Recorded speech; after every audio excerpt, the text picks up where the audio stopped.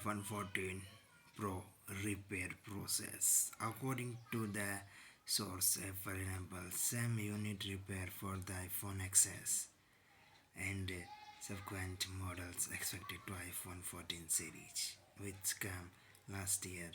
Nevertheless, we unclear whether the adjustment fixing the iPhone 14 Pro, iPhone 14 Pro Max phone Apple applied to other across whether the web will be becoming standard. Looking for this.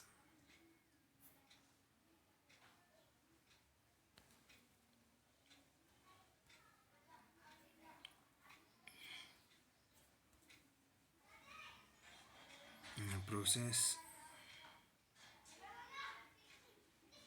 future more of one iPhone 14 iPhone Plus will have to wait a bit before some unit repairs are available on this.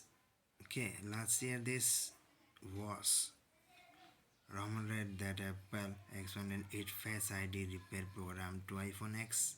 It will allow fix without refixing the entire NZs. The program will be entirely launched on iPhone X, iPhone 14, iPhone 11, iPhone 12, iPhone 13.